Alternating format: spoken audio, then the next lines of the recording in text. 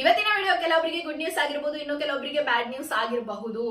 ಸರ್ಕಾರ ಇನ್ನು ಮುಂದೆ ನಾವು ಅಕ್ಕಿ ಹಣವನ್ನ ಸ್ಟಾಪ್ ಮಾಡ್ಬಿಟ್ಟು ಅನ್ನಭಾಗ್ಯ ಯೋಜನೆಯಲ್ಲಿ ದಿನಸಿ ಕಿಟ್ ಕೊಡೋಣ, ಅಕ್ಟೋಬರ್ 1ನೇ ತಾರೀಕಿನಿಂದ ತೊಗರಿಬೇಳೆ, ಸಕ್ಕರೆ, ಉಪ್ಪು, ಎಣ್ಣೆ ಕೊಡೋಣ ಅಂತ ಹೇಳಿದ್ರು.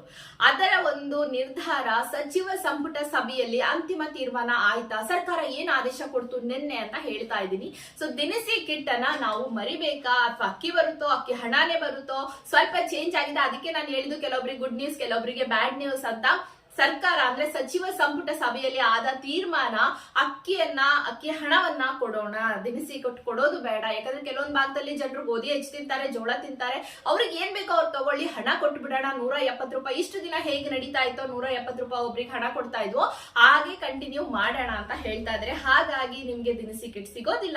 ಯಥಾಸ್ಥಿತಿಯಲ್ಲಿ ಹೇಗೆ ಡಿಬಿಟಿ ಇದ್ರು ಹಣ ತಗೊಳ್ತಾ ಇದ್ರು, ಹಾಗೆ ಇನ್ನು ಮುಂದೆ ತಗೊಳ್ತಾ ಹೋಗ್ತೀರಾ. ಇದು ಇವತ್ತು ಬಂದಿರುವಂತ ಅಂತಿಮ ತೀರ್ಮಾನ. ನೆನ್ನೆ ಸಚಿವ ಸಂಪುಟ ಸಭೆಯಲ್ಲಿ ತೀರ್ಮಾನ ಆಗಿದೆ. ಇಷ್ಟು ದಿನ ರಾಜ್ಯ ಸರ್ಕಾರ ಕೇಂದ್ರಕ್ಕೆ ಅಕ್ಕಿ ಕೊಡಿ ಇನ್ನ 5 ಕೆಜಿ ಅಂತ ಕೇಳಿದ್ರು, ಅವರು ಕೊಡಕ್ ರೆಡಿ ಇರ್ಲಿಲ್ಲ. ಇವಾಗ 28 ರೂಪಾಯಿ ಕೆಜಿಯಾಗಿ ನಾವು ಕೊಡ್ತೀವಿ, 1 ವರ್ಷಕ್ಕಾಗೋ ಸ್ಟಾಕ್ ನಮ್ಮ ಹತ್ರ ಇದೆ ಅಂದ್ರೆ ಸರ್ಕಾರ ಒಪ್ತಾ ಇಲ್ಲ, ಬೇಡ ನಮ್ಗೆ ನಾವು ಹಣ ಕೊಡ್ತೀವಿ ಅಂತ ಹೇಳ್ತಾ ಇದ್ದಾರೆ.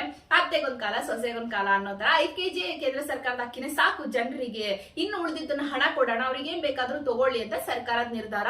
ನಿಮ್ಗೆ ಏನ್ ಅನ್ನಿಸ್ತಾ ಇದೆ? ದಿನಸಿ ಕಿಟ್ಟೆ ಕೊಡ್ಬೇಕಾಗಿತ್ತೋ ಅಥವಾ ಅಕ್ಕಿ ಹಣ ಕೊಡೋದೇ ಚೆನ್ನಾಗಿದೆಯೋ? ಕಮೆಂಟ್ ಮಾಡಿ. ನಿಮ್ಮ ಕಮೆಂಟ್ ಸರ್ಕಾರಕ್ಕೆ ಮುಟ್ಟುತ್ತೆ.